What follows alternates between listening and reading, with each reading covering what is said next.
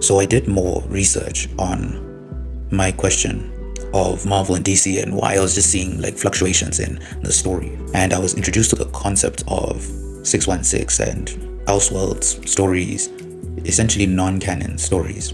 And again, this is from an outsider to the comic world, but I want to ask you, is this not glorified fanfiction? And again, are you okay with that? Because if you think about it, the only difference between a fanfiction writer and these stories is that the writer is paid in this scenario, and the actual comic is being published by the actual company that holds the rights to it, the intellectual property of the DC universe. And so that made me ask another question, that if it's not canon, then does it matter? Does it actually affect the way I was talking about previously? Does it actually affect the characters? And I would say, from what I have observed, parts of, if not the entire story of certain Elseworlds non-616 content, so basically non-canon content, they do adapt that. And it made me wonder that, yes, not really wonder, but it brought me to the conclusion rather that it does matter if that is what is going to happen, if these stories can be adapted and not just simply the canon stories being adapted. So why is this? It's because regardless of whether a story is officially part of the main universe, its mere existence affects how fans engage with these characters. Because whether we like it or not, these non-616 stories or alternative universes, reimaginings, or just straight up out of character portrayals of the characters still shape how newer fans see these heroes. And from what I've seen, it confuses older fans, and not in the way of, oh, I didn't know this was this. It's like, no, it's to see people who are having a discussion about something about the character, whether it's their power or able to do what they're not able to do and what they've gone through, and then somebody pipes in and says, oh, that's not canon. Like, yes, I know you liked that moment of this character doing this, of being very self-sacrificial or whatever, but that's not canon and you shouldn't count it as that. And so, mind you, these people interacting with each other seemed like they were very big fans, and they knew even the names of the comics that they were referencing. And so that led me to the conclusion that even old fans are caught up in the confusion. So what I see is that even if it's marked as alternative takes, but if these versions gain enough traction, influencing the mainline version over time. And then going back to what I said previously about adaptations, it's even worse when it's live action adaptations, because they introduce these strange and broken versions of the characters to massive audiences, and they introduce them to these alternative interpretations rather, instead of the actual character themselves. And then that in itself can override decades of comic book storytelling. And this makes me sit down and ask myself, at some point, I think we can all ask ourselves, is canon even real anymore at that point? Or is everything just a multiverse excuse to do whatever you want? And so this brought me to the painful conclusion rather, that Marvel and DC aren't just storytelling companies anymore. They fully have become your average American company. And I'm not saying this to put down American companies in a general sense, but I'm just saying that this is something that the wider world does notice about American companies, that they've just businesses, and they care more about profitability rather than the stories themselves.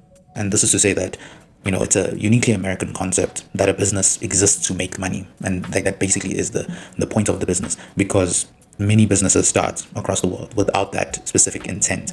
And some of them to this day exist without that specific intent, where it could be more about the actual storytelling itself and being satisfied with just being above the bottom line, as long as they get to make the stories that they want to make.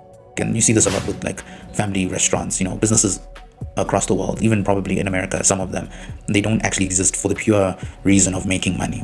But going back to Marvel and DC, that makes me think that this is because it's not about storytelling, it isn't about legacy of those characters, it's about adaptability, where the companies will use their characters however they see fit, depending on what is the most profitable at the time, or whatever agenda they want to push at the time. And so with that outlook, it makes sense that you see Batman, Superman, and Spider-Man and the X-Men will always exist in multiple versions at the same time, often contradicting each other, because what matters isn't the consistency, but its engagement. So it becomes a chorus of, if it's an out-of-character Superman story and it sells and it's great, then they'll do more. If it's a controversial Spider-Man run that gets people talking, even if it's outrage, then that's free marketing. If a non-canon universe with drastically different characterizations gains popularity, it might just become canon later, whether that's from the company itself or from the minds of the people, or rather in the minds of the people, it'll become canon itself. So I've generally observed two camps, if you could say, and I'm just dropping it down to two camps so that I can wrap up the video. But these two camps are, and this is to the question of if the fans are okay with this. So these two camps are, it's all just entertainment, so who cares? And this is ruining the integrity of the characters. So for the first one, the former, I see that they don't care about the consistency or canon. They are just fine with different interpretations in a general sense. They just consume whatever appeals to them at the moment. And then you have the latter, where they say that the constant reinvention is cheapening the legacies of these heroes. They don't want Superman, Batman, or Spider-Man to be unrecognizable from a decade. So I think the sad thing for the latter is that people or corporations listen to engagements, not complaints.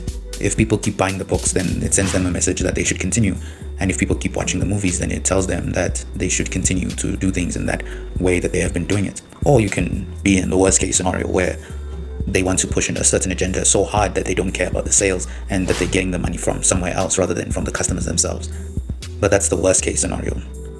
And just to explain, it's the worst case scenario because media shouldn't be used to influence people, at least not intentionally. Because when we cross that line, that basically means that everything is propaganda and made for that specific purpose.